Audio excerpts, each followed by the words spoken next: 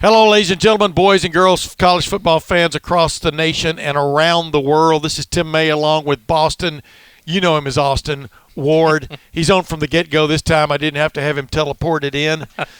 Boston, glad to see you, man. Glad we're back in the same room. A couple weeks, scrambling around the country. Hope everything's still going well for your family.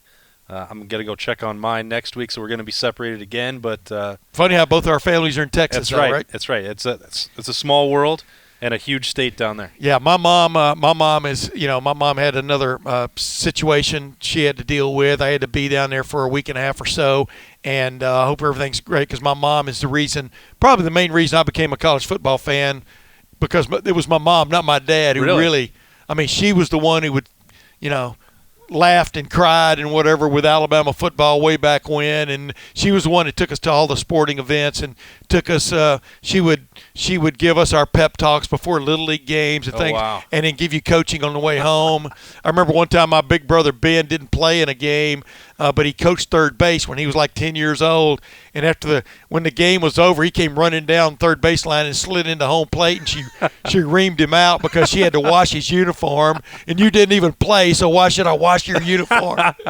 But Ben was pretty good. But she was your Bear Bryant. Oh yeah, she was our Bear Bryant, Howard Schnellenberger, you want to name it. She was that person, and she's kind of bouncing back a little bit. It's a tough, long road, and I want to say a shout out because there are people there where she stays called Pinecrest Retirement Communities in Lufkin, Texas, who actually watch this podcast. Good. Because of her. Yeah. And I spread the word as much as I could.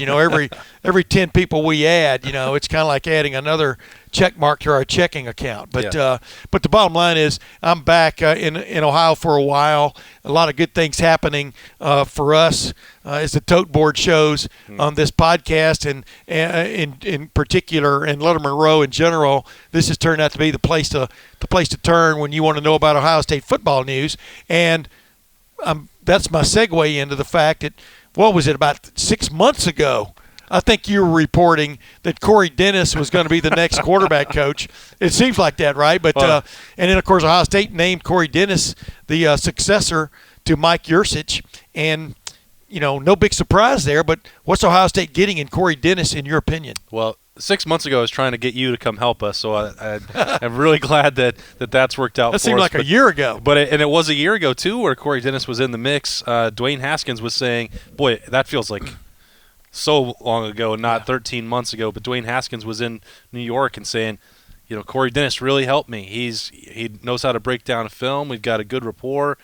He knows what he's doing. He understands the offense. He can translate what Ryan Day wants to teach and help me. And he's not just Urban Meyer's son-in-law. No, certainly not just that. And if that was the case, I think that would have been revealed by now. So if you ask what you get out of Corey Dennis, they've had 3 years or so to have him work. When he first got to Ohio State and he was working directly with Ryan Day, it's sort of like, there was no reason for Day to defer to Dennis or give him special treatment.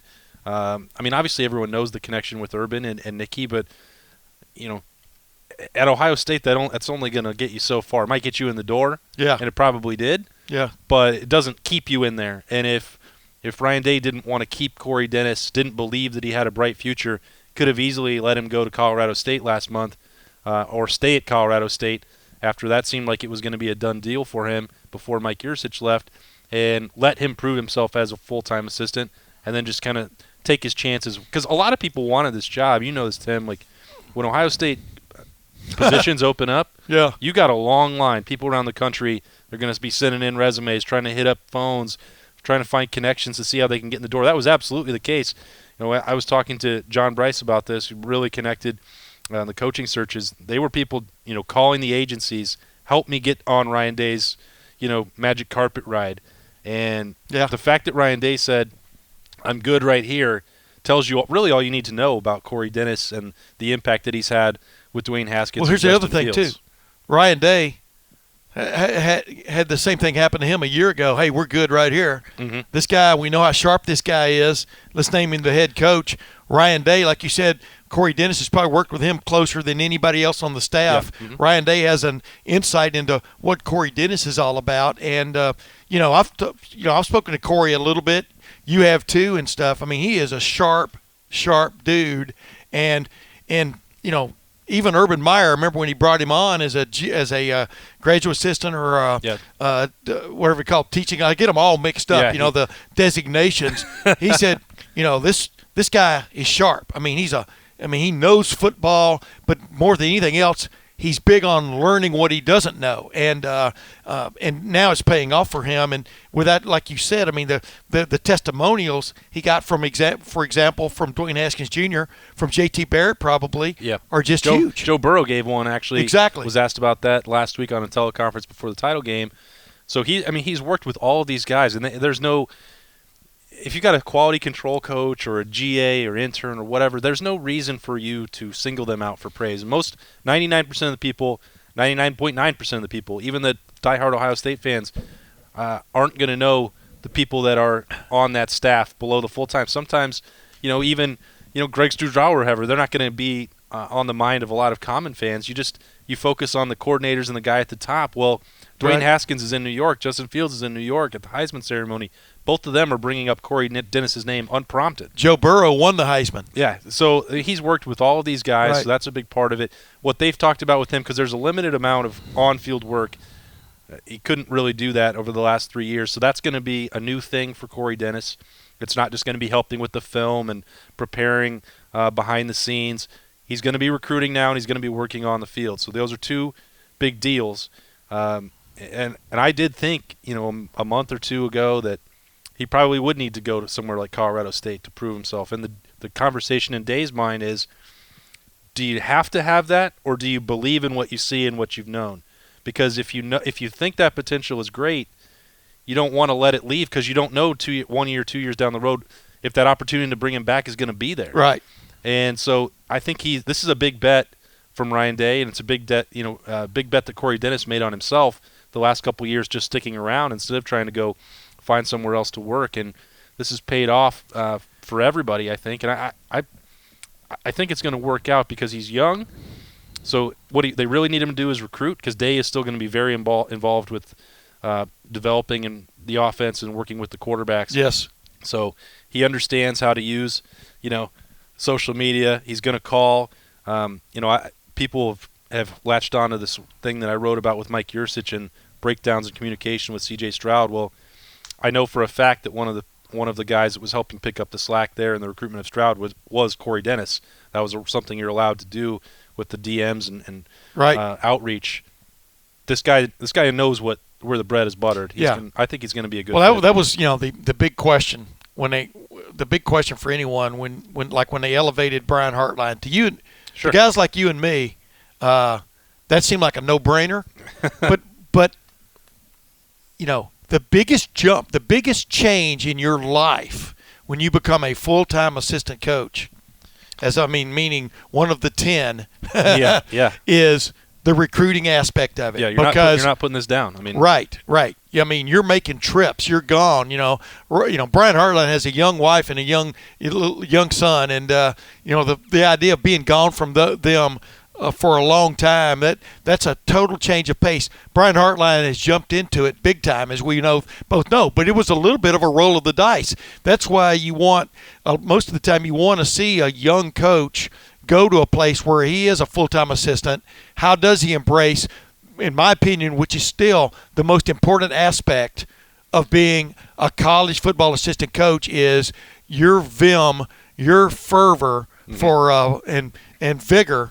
Vim and vigor and fervor. There we go. We're the two V's and one F for VBF, recruiting, yep. Because that's what ultimately will set you apart. It's a lot easier to be the quarterback coach at Ohio State when you've got a Justin Fields or you've got a Dwayne Haskins Jr. or a Clemson, when you've got a Deshaun Watson, Deshaun Watson, that's easy for me to say, or a Trevor Lawrence.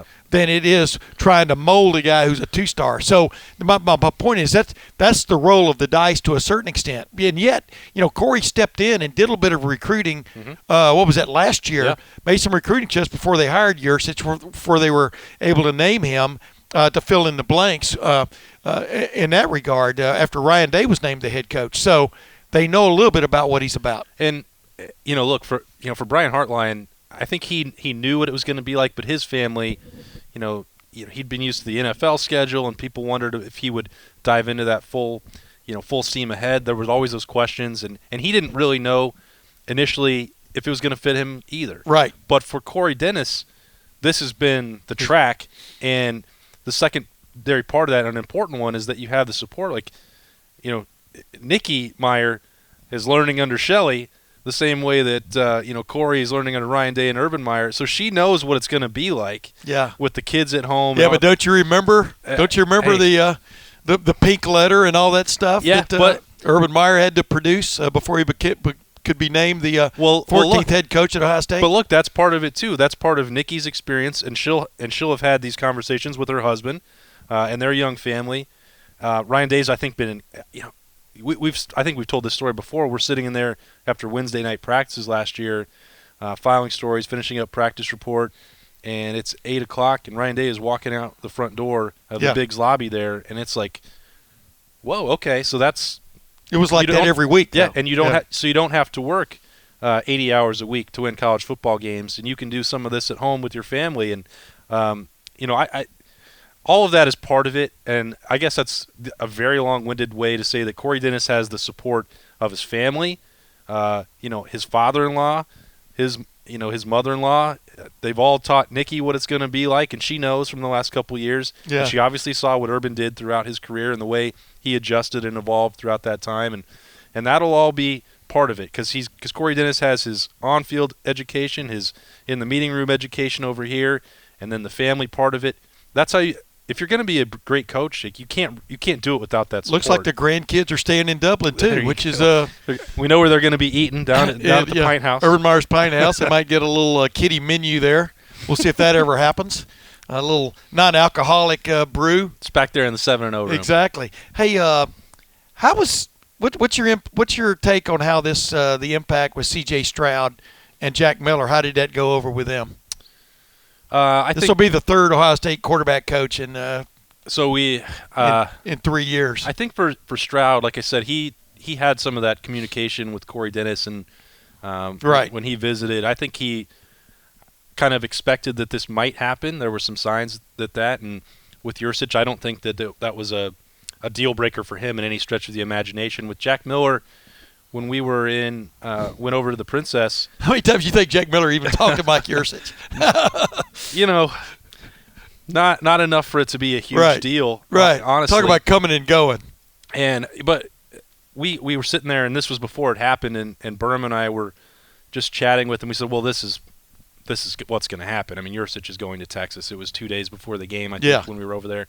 And he said, that's part of the business. He's been part of this. Like, he saw the transition from Urban to Ryan Day. He wanted to still be part of that. I mean, Day is the guy that matters to Jack Miller. Correct. Day is the guy that truly matters to C.J. Stroud. If there had been a change at the top there, we're having a very different conversation about those quarterbacks and where things are going. We'd be having all kinds of different conversations. Everything would be completely different. But so I don't think for this that it really changes anything. I think Jack Miller was probably slightly more, just as long as he was committed, slightly more attached or had a little better relationship with Yurcich. But any more, Clark Phillips, I guess, is the exception. Most of these guys are not basing their decision off of the position coach. Yeah. Generally, not even the coordinator. And I don't, if you're going to make your decision off the head coach, that's fine. I think you should, but that should be a huge part of it. You saw what I tweeted though, that Utah is UU, and that Ohio State is DBU. That was great. And I'm just going, sometimes guys are looking for a reason to change their mind, if you follow my drift. Yep. And you and I have seen that a million times in recruiting and stuff. But back to what we were talking about, I mean, Ryan Day, clearly he was the attraction for Jack. He's the one who signed off on Jack Miller a long time, and he's the one who was very attracted to the C.J. Stroud thing. Mm-hmm. He's the primary reason why Justin Fields transferred to Ohio State. Yeah. I mean, there's definitely an attraction going on here for quarterbacks. I keep telling everybody, there are different phases to this. I was talking about this with Bo Bishop, our buddy, and James Laurinaitis on 97.1 The Fan earlier, that this is a golden era for Ohio State football because they are attracting big-time talent, just like Clemson is doing right now, just like Alabama is doing, but seems to be a little bit of a wane going on there. I mean, we may be seeing a setup here. I don't know if you agree with me or not, but we may be seeing something going on here from looking back 4 years from now, sort of a Clemson Ohio State sort of rivalry beginning. Yeah. I mean, it's already sort of in a lot of people's minds. I mean, they've played 2 of the last 4 years in the college football playoffs. Obviously, Clemson has held sway both times. It's getting closer, but I digress. Boy. But seriously, when you look at the recruiting rankings, it's not slowing down. And Berm wrote about it this week. But I'm talking about the national look. Yeah. So and I wrote, we talked to Berm and I went out to California in November. Yeah. And Court Williams and C.J. Stroud. Clark Phillips was part of that, but I wrote about Court Williams on Thursday last week. And yeah, it was a good story. It's the national draw for those 2 programs is off the charts right now. And I'm not suggesting that Alabama can't do that or LSU or Georgia, but some of those southeastern schools, SEC schools, are starting to share the riches a little bit. And Clemson and Ohio State, I think, are filling in the void around the rest of the country. They have so much to sell right now. I think it's you're trending this way where those are the 2 powers. And I'm not breaking any news here. Ohio State's won 3 straight Big Ten titles. They're just going to be in that mix every single year. Bo brought up a good question. Bo Bishop brought up a good question for me, though. Is it who's the closest to Ohio State right now in the Big Ten? It's probably Penn State. Penn State, I think. Yeah. But I mean, the Buckeyes, and you still got to win the games on Saturdays or Monday nights whenever they play them, right? Or Friday nights. I think Wisconsin is opening on Friday night next year. Right, there you go. But you understand what I'm saying. I mean, the distance is getting greater between number 1 and number 2, 3, 4. And the risk that you have when that happens is that you start looking at the Big Ten the same way people look at the ACC. And it's not – I don't think it'll ever be it's not there. No. Oh, it's no, far, I don't mean it'll that. – but the perception of it could start to be that way when number 1 is so further ahead. Now, 4, 5, 6 I think are going to stay well ahead of the ACC. Yes. 2 through 6. Yes. But, man, if you're looking at Penn State can't get to Indianapolis moving forward because Ohio State is right there. Michigan can't even finish higher than 3rd because their talent is dipped behind Penn State. Yeah. And they can't, get Jim Harbaugh out of his own way. I mean, you're going to have people start to look. That's why there's this perception about the schedule strength for Ohio State, which didn't match reality, that it's like, well, they just have this easy path to win the Big Ten every year, and they're just going to the playoff. It's really not that easy for them, but it's who's going to challenge them. I just don't see how James Franklin, I've talked about him a ton with you over the years. You get him into a tight game against Ohio State. He has the most talented roster, in my opinion, other than Ohio State, but he doesn't know what to do with it. And Jim Harbaugh may have a better idea of what he wants his team to look like and may have a better idea of how to manage a game, but he doesn't seem to know how to build that roster the same way that James Franklin does. If you somehow put them together, then I think you have what Ryan Day and Urban Meyer have built. Yeah, and the thing you have for Ohio State, like Clemson has got, like Alabama has enjoyed for the most part through the years, you have a complete roster. Meaning, it's not like you see NFL teams that are built by the salary structure, the salary cap. They're built more offensively or defensively, depending on where you look. Where you're stupid if you don't build it offensively. 65-35, because points are what matter, right? But if you look at this Ohio State team, with the exception really of 2018 when the defense went to and then of course they did an homage to that in the bowl game against Clemson. The big plays they gave up were ridiculous. We already talked about that a couple of times already, but the point is when you see the depth of the Ohio State roster both offensively and defensively, and you look at Clemson is the same structure. I mean, there are great players on Clemson that you haven't even seen play yet. Like I said, the guy who made the interception was the third-string safety, Nolan Turner. Whoever heard of him until the other night? But the point is, the guy clearly has some. But same way on the Ohio State roster, it's just guys getting a shot to play. I mean, Marcus Hooker, you haven't even seen him play yet, really. I'm just naming some names.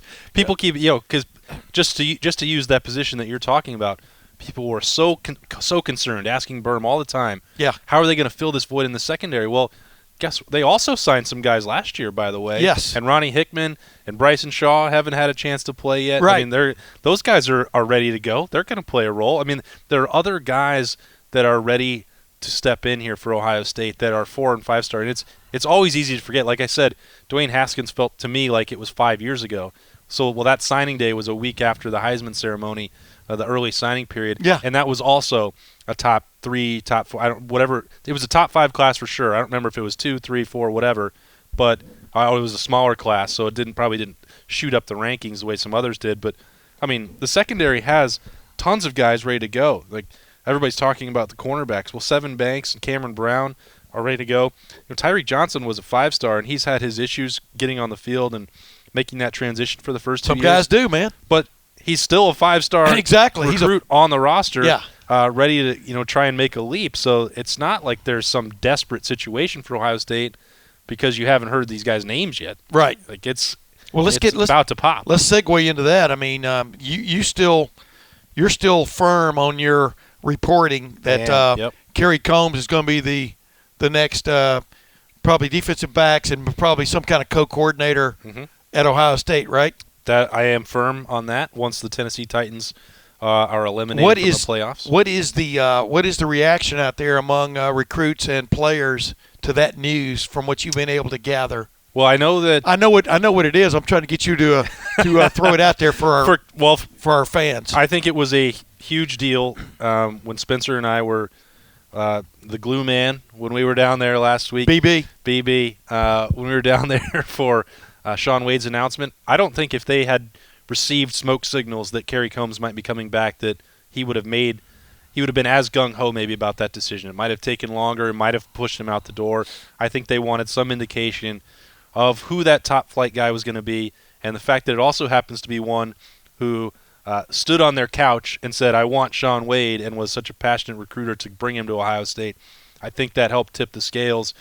Cameron Martinez, Berm is the go-to guy on that recruitment. I can see Kerry Combs standing on a couch. So Randy Wade tells this story about the recruitment of when we were just talking about Shaun Wade's career and how it started, and he's like, and this is that guy was standing on my couch right in there, saying I got to have him at Ohio State. Like, so that's another reason. He was literally standing on the couch. That's the story. Yeah, and so. When everybody can imagine that. I mean, but were his arms in the air? He's like he's like this. That's the with that crew cut and when not if Kerry Combs I think is announced here. I'm going to be trying to get some more details about that recruitment out of Kerry Combs now that he's back. And you don't want to really know the details of that. That's my secret. The master of the hashtag. Yeah, he doesn't like to tell those stories. No, he doesn't. He hates to. In fact, you know what's funny? This is the strange thing about Kerry Combs. I don't mean in a bad way. Is watch him on a football Saturday when he's running up and down the field, on the sideline and probably skirting the rules there of that little stay back zone. When he's out there at Minnesota in short sleeves when it's 16 degrees, and clearly he is drawing attention to himself, but. It's kind of like the Mad Hatter or something who doesn't really know he's drawing attention to himself. He's being himself. And because, man, when you do try to pigeonhole him in the past talk about this crazy thing you did, that's the least thing he wants to talk about is the last thing he wants to talk about is the crazy that's just him in a nutshell. But this is what I keep telling everybody. I was matter of fact, I was talking to Bo Bishop about this, and who could be that team that could rise up that people aren't really paying attention to in the Big Ten. Mm-hmm. And the team I named was Minnesota, because what P.J. Fleck has done there in 2 years, everybody thought P.J. Fleck was row the boat, Gilly Golly Gomzag or whatever it is he says. You know what I mean? What about Skyuma? Yeah, Skyuma. I knew you'd know the answer to that since you grew up in Wyoming, but I digress. Because what else is there to pay attention to in Wyoming but what's going on in Minnesota? But I digress again. But the bottom line is, look what he did at Western Michigan. Right. He built a substantial program at Western Michigan, and then he goes to Minnesota, and so of course you need a guy at Minnesota who's a salesman. Mm-hmm. You can't just have a, Tracy Claeys. As much as I liked him, boy, it just was hard to imagine him selling, on the recruiting trail of somebody down in Florida or somebody going or Texas. Man, I want to play for that guy. Exactly. Whereas recruiting is a lot about winning the parents, winning the uncles, as Urban Meyer would say. Third uncles. The third uncles are the ones you want to divorce yourself from. That's right. But you're right. But the bottom line is, and P.J. Fleck has that about him. Yeah. But anybody who watched them play this year, that team came a long way fast as opposed to Nebraska. Nebraska, you would have thought, had more talent on hand. Raw material for Scott Frost. He's been there for his second year. I mean, boy, you take two programs just right out of the air there. I mean, I could see Minnesota. But my point is, there's a guy. I'm using P.J. Fleck as an example of Kerry Combs. Right. Kerry Combs coached in high school. He came up. He became a big-time high school head coach, state championship winning head coach. Then he went to work for Brian Kelly at the University of Cincinnati. Stayed on, I think, with Butch Jones at the University of Cincinnati. That's where, and then Urban Meyer plucks him to be on his staff first staff at Ohio State. Mm-hmm. We all know what happened, from there. And this guy's got a substantial background to him of producing. Absolutely. Of recruiting, but also producing winners and producing really good football players. People keep – I don't think anybody forgot about it, I guess. The streak that he produced of first-round picks at cornerback is unheard of. And people say, well, it's easy to do if you have the raw talent like Well, it was Eli Chris Apple. Ash. It was Chris Ash doing it. It was Greg Schiano. Or Marshawn Lattimore. And, yeah. If you have these guys like – they're 5 stars. Everyone thought they were. But I'm talking about the credit was going to guys like that. Sure, but also the credit was going to diminishing Kerry Combs by saying these guys. Everyone thought they were going to be first-round picks when they were coming out of high school. Well, okay, if that's true, you still have to get them. You still have to go stand on their couch and say, "Let me develop you." You still have to watch Marshawn Lattimore come back from this ridiculous hamstring situation he had when he showed up at Ohio State and develop him. You're exactly right. Eli Apple. I mean, right on down the line there. But if you don't sign him, if you can't recruit him and get him in your program, somebody else will be trying to turn him into a first-round pick. Right. So I'm not saying that Kerry Combs alone is the talent developer at corner. I think he's very good at it. But if that was his primary strength, you could find other guys to do that. It's the fact that he is a relentless recruiter and a relentless talent developer and someone that everyone loves working with for the game day. So building the roster, developing the roster, putting the roster on the field. Kerry Combs does all of that. Yeah. And the long question was like, has he earned the right to be a coordinator or call plays? Well, you and I talked about this last week. That's one of the reasons why he went to the Tennessee Titans, to add to his resume, because he was kind of stuck in this situation where Ohio State was always going to be looking at bringing in a $1 million coordinator because Greg Schiano was hanging out there, or Chris Ash got that credit that you were talking about. Now he's that guy. He's the prize coming from the NFL, and all the other background stuff that he already has with the Buckeyes that's a huge bonus. And here's the thing too about going to the NFL. Think about it. You're growing up as a coach, and you go from like high school assistant coach like he did, all the way up through. I mean, literally all the way up the ladder. The only thing he didn't do, I think, was coach middle school. And who knows? He probably did that part-time. Yeah. There's a curiosity, especially when you kind of had a glass ceiling put on top of you in college. It looked like under Urban for Kerry Combs to become a coordinator. There's a curiosity. What's that next level really like? What is it like to coach in the NFL where what you primarily all you do is coach? Mm-hmm. Very little, if any, recruiting going on there except during the free agent era part, and you're not really that involved with that. So the curiosity there, I would have done it. I would have jumped in a heartbeat to go to the NFL and experience that. And Mike Vrabel, working with a new first-time head coach, I mean, just think about what both of them have learned along the way. But now you're bringing that back. You not only have produced players who have gone on and become first-round draft picks in the NFL, you have now coached those kind of players in the NFL. So now when you go into that room and you jump up on the couch, man, that idea is reminding me of Tom Cruise on the Oprah Winfrey show when he was talking about how in love he was. And now he gets to go and be like, hey, remember that last throw of Tom Brady's playoff run there? And dude. Pick 6 to the house. All I've been thinking about for a week. I watched that game with my mom, at the Pinecrest retirement community. And I was just thinking, Kerry Combs' defensive backfield had a lot to do with possibly Tom Brady's last game being a nightmare. I think because going into last weekend, everyone's sitting there like, we're having this conversation.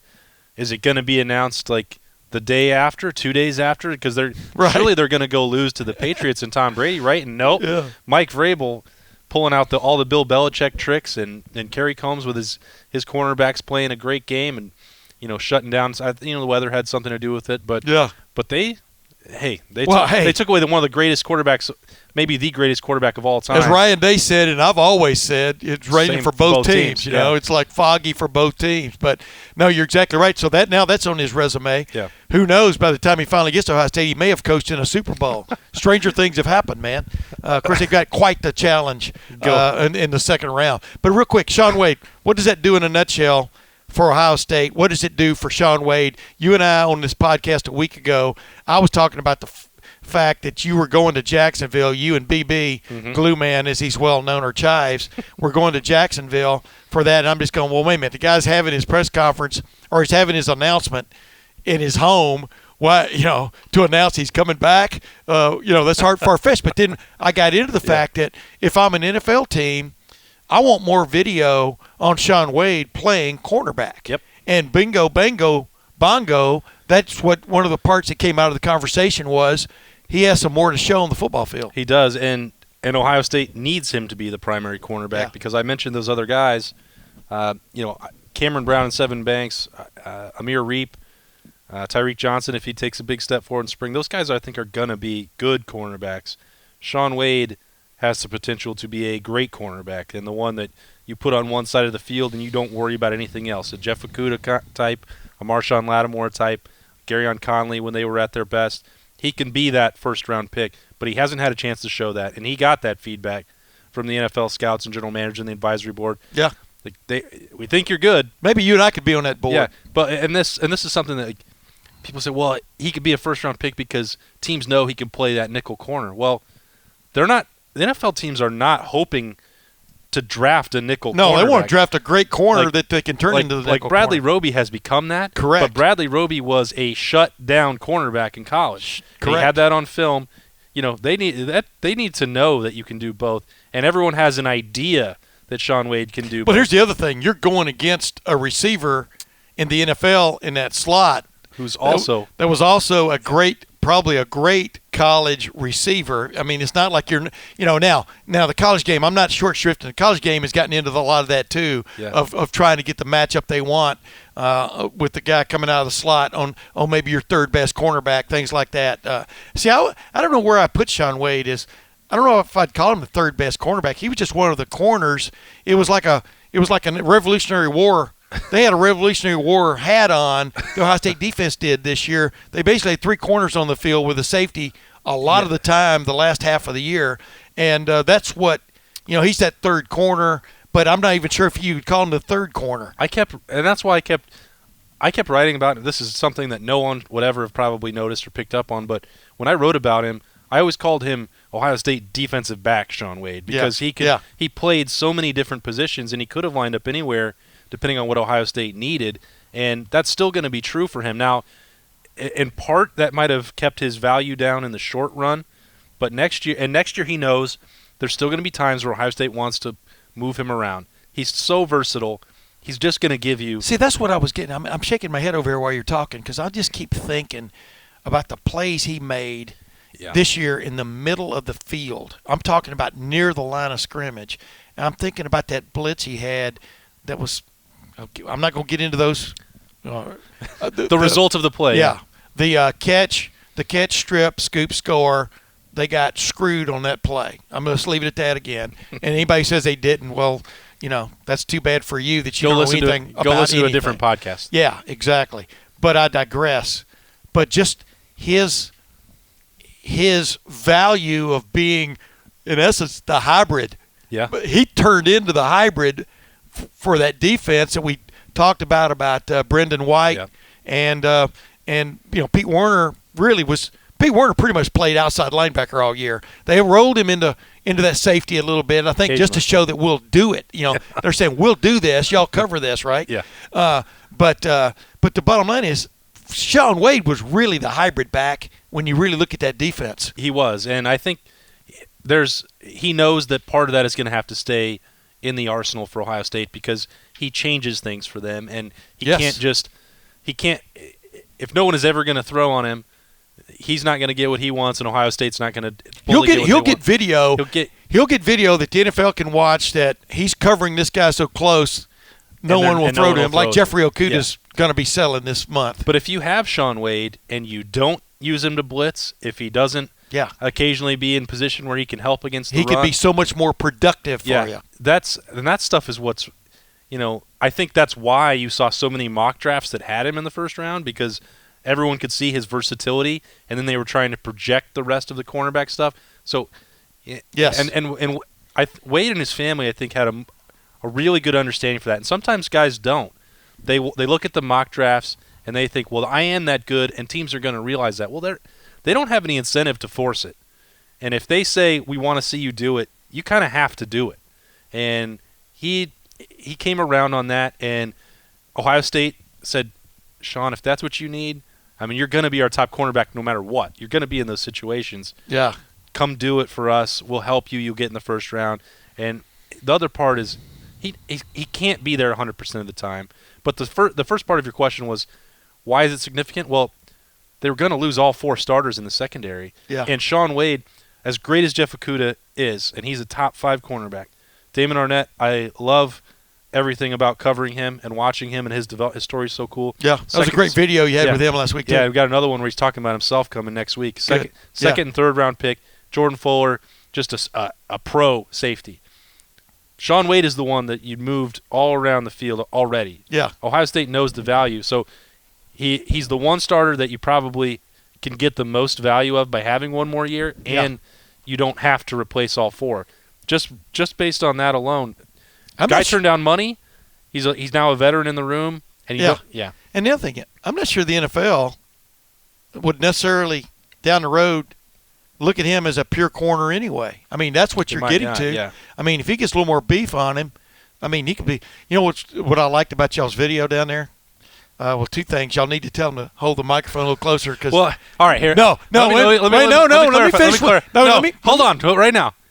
It's the volume of his voice. The microphone is strong enough, okay? Wait a minute. Just a little. Wait a minute. How can I explain to people I cannot control the volume of my voice?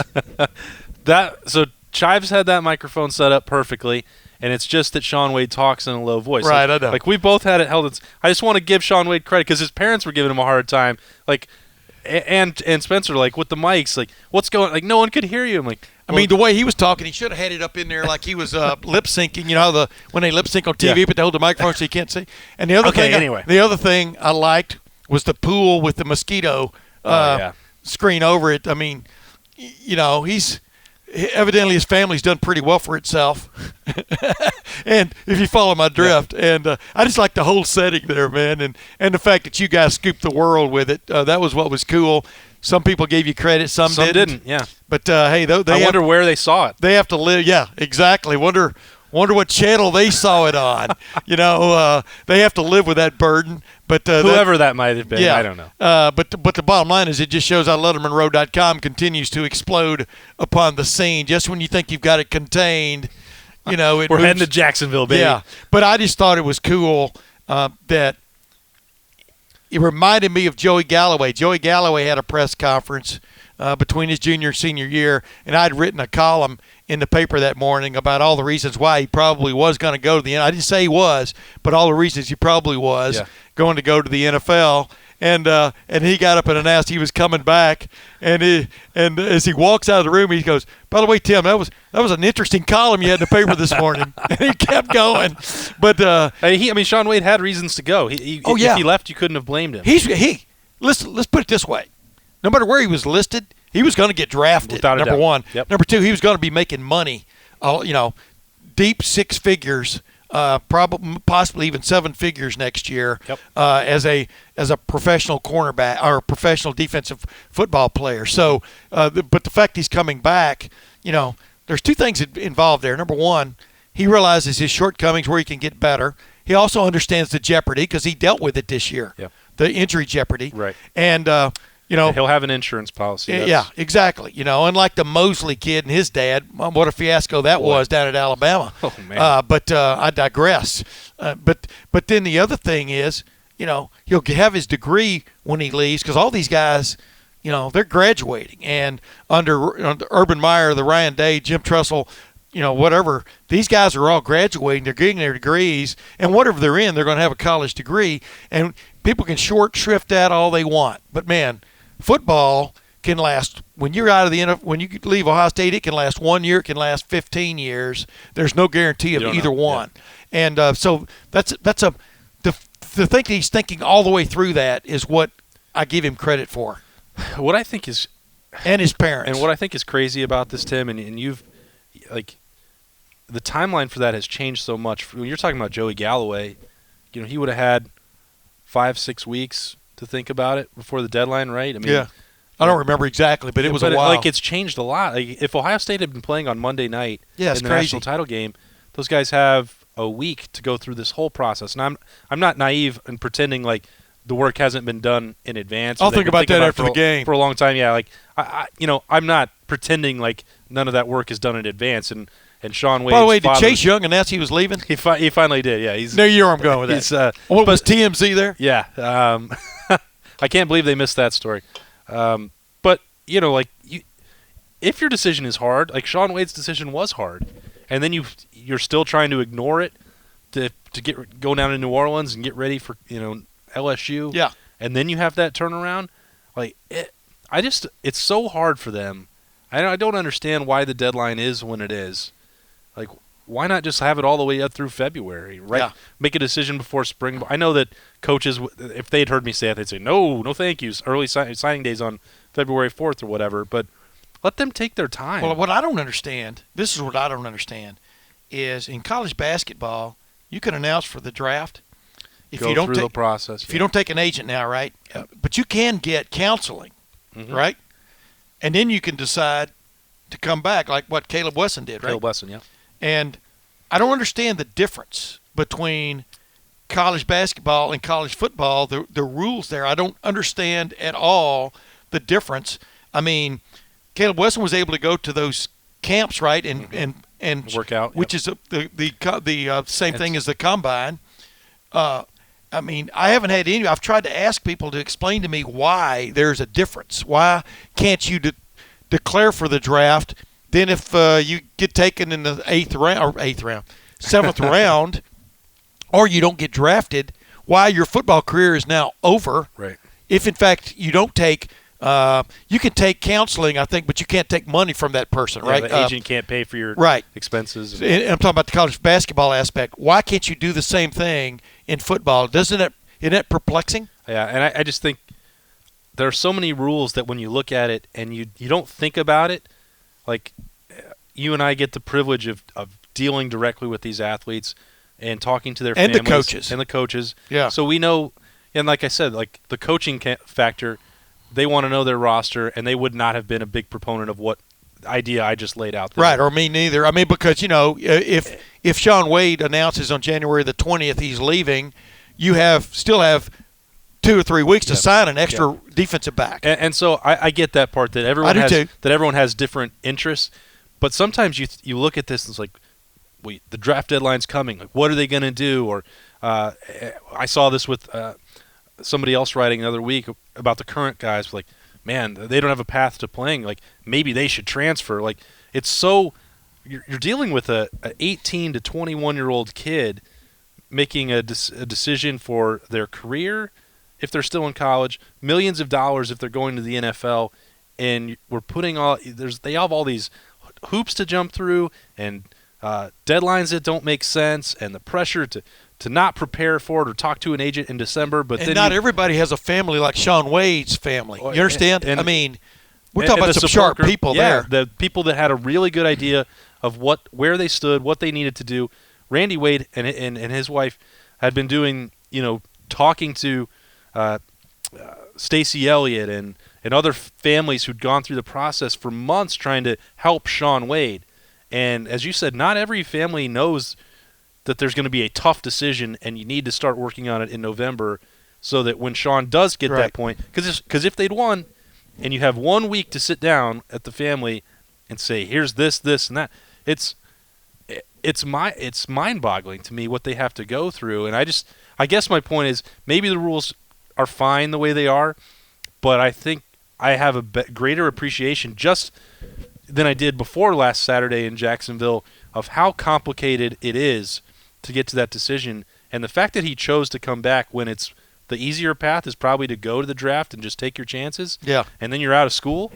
Like, I think that deserves a lot of praise for what Sean Wade and his family did. Sure it does. And but I think, when you get to a certain level, this is a thing that definitely college football needs to address. When you get to a certain level in college football, and it becomes obvious to everybody that you're a potential NFL big-time player, I think the Jeopardy insurance, the Lloyd's of London policies, etc., the Lords of London, should be handled by the universities themselves.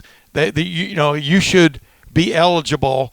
It should be a program set up by the major colleges or whatever colleges to take care of you in that regard, meaning help you with that aspect of it, so there's no cost at all for you or your family for you to come back and play for good old you. You know what I mean? GOU. I mean, those are just little things. The money is definitely there to do, and that's not that much money involved. And so there should be a lot of give and take on all kinds of sides of that. The other thing I've thought is maybe going for major colleges so that you could put off, like I said, you could put off a decision on whether you will follow through and go to the NFL based on where you ultimately did get drafted, which the draft's not until, the 1st of May or late April now. But so the colleges aren't sitting left holding a bag one way or the other. They've got to hold a spot for you, or they've got to suddenly fill in for you instead of being an 85 scholarship limit anymore, you can sign 22 or 24 players a year to a scholarship, and you get to sign that many no matter what. Meaning it would be more it would be more than 85 total. And for the schools where players aren't necessarily matriculating, they have a bonus of having a few more players on scholarship, which would, in essence, kind of help the parity of the situation. Right. So there are all kinds of ways they could go now, because to just stick to status quo because status quo has worked so well is crazy anymore. And there are all kinds of things that the colleges can do.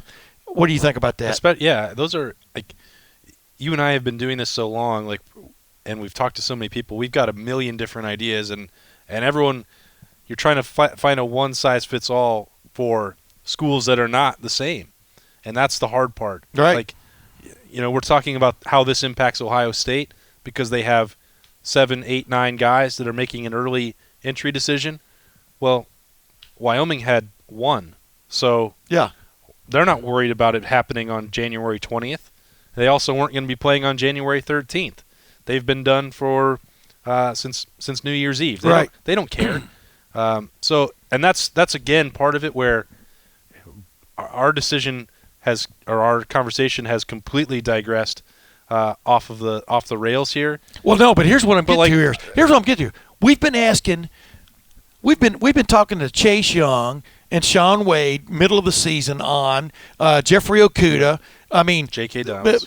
In almost every interview situation, they have been asked about it in one form or the fashion.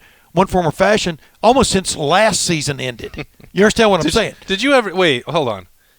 You never asked Chase Young if he was going pro. No, I assumed it. Yeah, I did. Neither of us I did. said they have. Yeah. They've been asked that. All right. No, we were looking at Chase Young incredulously. When you think I'll get double teamed? You think I'll get? Remember that conversation? Oh, I think BB was in on that one too. Was that last Glue Man? Was it last the summer? August? Okay, yeah. Last time you were sitting there after one of the practices or something, and we're just sitting there. And we start shooting a bull, and we're just looking at him like, "What are you nuts?" And then I guess he found out the last 3 games of the year that not just double team. Your face mask is going to get grabbed, and they're not going to call it. 3 guys are going to are allowed to block you, and they're going to hold you. They're allowed to put their arm around your neck and hang on to you. Dude, it was crazy. I don't think I'm trying to remember. I don't think he drew a holding call the entire season. Dude, I'm telling you, I mean. You talk about sending video in to the officiating crews or the officiating organizations. Yeah. It's crazy what went on with him the last 3 games of the year, especially. That was when did I ask Day about that? Like after the Wisconsin game, even with the 4 sacks. I can't remember when I asked. It was one of those, because there were some blatant. Because I didn't. Maybe it was after Penn State, because that was the worst one. But because I didn't know if they had done that or not. Like. They do it every. That was when they always do that and send in. But what we're talking about is, ladies and gentlemen, they always send in a critique of the video to the officiating heads of the Big Ten. Oh my God! What? I want to FOIA. Yeah. I wonder if you the notes they can sent for FOIA. the Fiesta Bowl. Can you FOIA that? You probably can't, but I would give anything to see their critique of the Fiesta Bowl. I just thought one play in the Fiesta Bowl summed up everything for Ohio State. Was the stop action photo. Matter of fact, I think you guys may have run it too, but us guys, may have run it too, of the inadvertent helmet-to-helmet hit between Shaun Wade and Trevor Lawrence, while the right tackle for Clemson has a hold of Chase Young's mask. Yeah. Unbelievable. Hey, we'll digress real quickly. Let's talk about this national championship game. Joey Burrow. Who is favorite? As we sit here, what are the odds? I can't remember. Spencer's got LSU's by 5.5. LSU 5.5. I don't know about that, man. I don't know about that. Don't like it. Well, I mean, of course, Clemson was favored in the game with Ohio State by 2.5. I think finally, right? Yep. And the big money that came in on Clemson late, I guess, was right. They had to be nervous because they didn't really have the talent correct. Talk about investigations. But anyway, I digress. Oh, God. I'm telling you. Imagine if that was true. I'm just looking at this game, and I like Joe Burrow in this game a lot. Also like the way Trevor Lawrence was able to put Clemson on his back and basically take them to that win over Ohio State with a little help from his striped friends. But this game is a push to me, man. I mean, it's I don't know, whatever you gambling guys call it. Yeah, coin flip. 50-50, too close to call. Too close to call. I think I would lay the points and take LSU in this one. That's where I'm leaning. And I said this to you last week, and I said it to you the entire week in the desert, that I thought the team that won the Fiesta Bowl would win the national championship. But what I saw on the field from Clemson did not match up to my picture of them. And it's hard to be like, I don't want Dabo to hear this and say I'm disrespecting the Tigers. I'm not. I have full respect for what they did, but they were really given a gift in that game. And if it had been played 9 more times, I think Ohio State would have won all 9 of them, because there's no way that those 10 plays, or however many you want to pick, 7 to 10, or even just 3 of them, they had to have all of the bounces, all the calls. One of those plays goes Ohio State's way, and the game's over. And like Spencer and I were just watching some other clips last week, and he stopped it and he said, "Did you even remember this play?" It was KJ Hill in the first half drops a touchdown off his face mask, and I'm like, I don't remember that even happening. Yeah. But that's another one that I didn't even write about it in the what if column after the game. So these things that never happen all happen for Clemson in a row. I think Trevor Lawrence is great. I think Travis Etienne is an amazing back. I think those wide receivers are very good. I think Clemson's going to score. But I don't know that defense is as good as I thought it was, and they caught some breaks. especially the Dobbins drops. But KJ Hill there is one. If the officials don't blow that late whistle to review Garrett Wilson's catch, which that was ruled a catch on the field, right? J.K. Dobbins is going to walk in to score. Yeah. That's another touchdown that you put on the board, and not a field goal in the red zone. If J.K. had finished that one other long run, I mean, if he'd gotten there, yeah, exactly. I mean, you're and exactly he slips right. on the field, the field helps, and we don't have to go through all that again. But my point is, I don't think that Clemson is as good as I thought they were. Well, here's what I like about LSU, because LSU is an over-the-top passing team. We both saw that if you can protect, if you get some kind of handle on Brent Venables, the call from one play to the next, I mean, we're not talking about as complex a situation as you think, except you've got to react to what's going on right in front of you on the field. Yeah. They have more of a sense of that because Brent Venables had to pull out all the stops against Ohio State, and still should have lost the ball game, in my opinion. But so Joe Burrow has a sense of what the chaos is going, what is chaos and what isn't, as far as what Clemson is trying to present to you. They've got the Jefferson kid, which is a big-time, over-the-top receiver who I think matches up very well with some of the guys in the Clemson backfield, defensive backfield. So I agree. I think LSU holds sway. I think one of the major differences, too, is LSU's defense definitely came on as they got more healthy at the end of the year and got a couple of guys back. I think that's going to be the difference. I could see LSU running away with this unless they get some help from their friends. Yeah, we'll see how that plays out. But it's the other part about that Venables matchup. We talked about it with Day and Venables matching wits. Well, it's a little bit different this week for LSU than Ohio State because Joe Burrow is 100% healthy and he is a fifth-year senior. There's not anything that he's. Here's the thing that Joe Burrow gives them that Justin Fields didn't necessarily give Ohio State yet. Joe Burrow, if you watched him play this year, was extremely patient. He, like you and I both know, if you follow football, if you can buy that one extra second, somebody's going to be wide open. I don't care what defense you're facing on the other side of the field from college, and even in the NFL. And that's what he brings to the table in this game that I think makes a difference for them from an offensive standpoint. Trevor Lawrence on the other side is ridiculously good too. But I don't think he has I don't know. But what I'm trying to say is what LSU has going for them that necessarily Ohio State didn't was, for the most part, Justin Fields ran the play. Joe Burrow, because of the knee, right? I mean, Joe Burrow can get to the next level of the play, which I think will make the hugest difference in this game. Yeah, I think he's seen every defense that he could. He's been coached by, he's played Nick Saban already this year, right? Right. Brent Venables and Clemson are going to throw stuff at him, but he's already beat Alabama on the road. Joe Brady came from the NFL as his offensive coordinator. He knows what goes on. Burrow's had that training before that. I said this before New York. Ohio State's not trying to take credit for it, but Ryan Day did help bring this guy along. Mickey Marotti did help bring him along. He's been in that meeting room. He's been watching and breaking down defenses since he was in diapers. Yeah. Coach's his kid. His dad's a defensive coordinator. Talked to you earlier this year on the podcast. Great guest. You should go back and listen to that if you haven't already. Joe Burrow's not going to be surprised by anything he sees. He's 100% healthy. This is the biggest game of his life. He's one of the most relentless competitors that you're ever going to find. I don't know. You know what else he's trying to do? He's trying to take that Heisman jinx and stuff it in a box. And that kind of stuff matters to him. You've known him even longer than I have. He is as competitive as they come. Yeah. And so you talking about Monday night and pouring everything out there.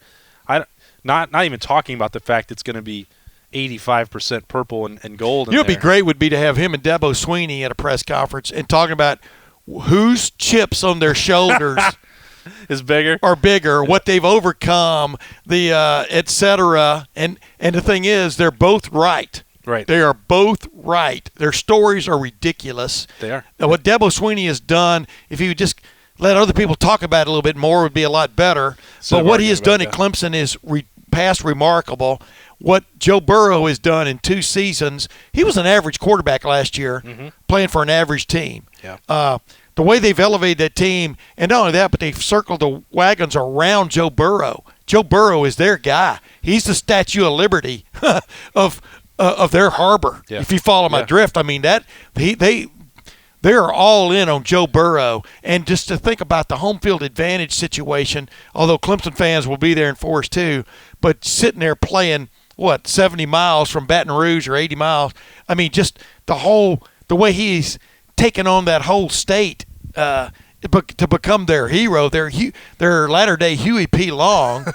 Now, that's overboard, right? Yeah. Because I don't think there's a lot of scandal involved with Joe Burrow. No. But I digress. I just think this you could write this story up for Hollywood, and they would go, yeah, right. Well, and it doesn't need exaggeration. And there have been people throughout the year, and I hope that this doesn't happen on Monday night, that, nobody recruited him from Athens and the small town. Dude, look at the money he's raised. And I know, it's amazing. It's amazing. But, you don't need to rewrite his origin story. Yeah. Or say that Ohio State cast him off. Yeah. That's the way that some people talk about it and believe. Yeah. That didn't happen. He was competing. He broke his hand. He was competing head-to-head against Dwayne Haskins. It was a setback. Haskins got to play in the game. That gave him the edge going into spring ball. Ohio State would have desperately wanted to keep both of them and have that 1-2 punch or even that competition going into August. There is not a scenario in this world where Ohio State wanted Joe Burrow to go to LSU. No. Or Cincinnati or wherever else that was on the table. They wanted him to be at Ohio State. That's it. So if you hear otherwise, please disregard this fairy tale, because as you're talking about, they're going to write this movie script about Joe Burrow someday, and it'll be like, Urban Meyer and Ryan Day are trying to kick Joe Burrow out of Ohio State. Oh, yeah, it'll happen. Nebraska. Yeah, it'll be like Rudy. Well, you want to talk about Scott Frost actually did say that? Like, he's not better than what we have. Yeah. But that's not the case at Ohio State. Yeah. They did not believe that Joe Burrow could not win a Big Ten title. That'll be part of the Nebraska movie they make about Nebraska staying where it is because they decided to go not take Joe Burrow. Scott Frost did now make 2 appearances on this podcast today, which I didn't expect. But please, I beg you, don't listen to this fable that Joe Burrow was not wanted at Ohio State. And speaking of Joe Burrow helping raise cash, there you go, for the charities down in southeast Ohio, Athens in particular. I mean, as you well know, I had the up every time I said the last 8 or 9 podcasts of the regular season. I had to put $1 into my up. Now we're down to just chalk. I had to go to a bank account because it got so big, chalk it up, so to speak. But I rounded up from $152 to $160, and we've already had a few people send in donations. It was awesome for to match, or you don't have to match 160. You can give me 10% of 160, which is 16, or you can send in a check for $1.60 for all I care, 1%. But the bottom line is when it's finally said and done here in a couple of weeks, as far as you have to cut these off after time, right? We're going to present a check to Ryan Day on behalf of the Ryan and Christina Day Fund, and on behalf of us at Lettermen Row. Now this is a great fund going to help mental illness, mental challenges, et cetera, psychological challenges for youth and adolescents. It's a great fund and something that's getting more and more talk every day of the week about dealing with mental challenges out there for the youth coming up and right on into adulthood. But you can send it to lettermenrow.com. Make your check out to the Ryan and Christina Day Fund and send the check to Lettermen Row, 22 East Gay Street, Suite 701. That's Columbus, Ohio 43215. The Ryan and Christina Day Fund. Care of Lettermen Row, that's Lettermen, Lettermen Row at 22 East Gay Street, Suite 701, Columbus, Ohio, 43215. And one of these fellas, man, he matched it dollar for dollar. Awesome. And that's amazing because there are great people out there who really do care and evidently watch the podcast and care about us, Boston. I love it. It's as you said, we're growing. We appreciate everyone who's been watching. This is just cherry on the top for this year, our year 2 in existence. Yeah. It was. I really am glad that you're part of this, Tim, and this is a really cool thing that you did. You certainly didn't have to do it, but your podcast has been great this year. I want to keep it going forever, and we'll see what else we can start raising for this fantastic charity moving forward, because it's a great cause, and I know it's near and dear to the Day family's heart. Well, who knew I'd like talking, but, I had a hunch that this might be a good fit for you. And I've tried to get better as this has gone along. This isn't the end, by the way, but this has been sort of like the end of season 1. Yeah, the end of season 1 really comes next week when we look back on that national championship game and look back on, holy smokes, that's Joe Burrow. He played at Ohio State at one point. It's just amazing how small the major college football world has gotten over the last 10 years. I mean, and it's only going to get smaller. And, who knows? We may be talking about Kerry Combs being hired by Ohio State a week from now. Depends on how they do. Well, how do they do, you think? Can they get a second upset in a row? That'd be a major upset there. I think they're 9.5-point underdogs. Lamar Jackson rolling. Lamar Jackson, buddy. I'm not going to count out Mike Vrabel. Dude, you know what's happening, though? I think people are paying attention. What was interesting was to watch New England try to come up with some kind of offense with average receivers and a quarterback who couldn't run the other night. The future of pro football is right in front of your eyes right now, with Mahomes, with even Ryan Tannehill. The AFC, the whole AFC. Ryan Tannehill beat Tom Brady. Patrick Mahomes. Dude, because he can run a little bit. Yep. But you're right.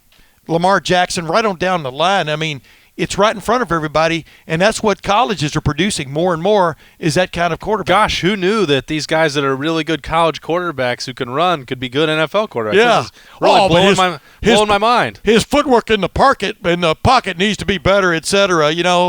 Most of the major plays from now on I'm talking about in the once the playoffs start are just like college football. Most of the major plays are improvised. Yeah. Most of the ones that win the games are improvised, and you got to have an improviser, and that's where it is going lickety split. Absolutely. Anyway, we'll be back next week to talk about that and a whole lot more. Until then, this is Tim May along with Boston Ward. Thanks for watching the Tim May Podcast. Thanks for watching. Subscribe below to get the latest videos from Lettermen Row. We got Letterman Live. We've got the practice report. We got rapid reaction. Hey, and we got Buckeye IQ with Zach Bourne. For sure. We got recruiting breakdowns with Berm. We got whatever you need. Ohio State football and Ohio State athletics, we've got you covered here at Lettermen Row.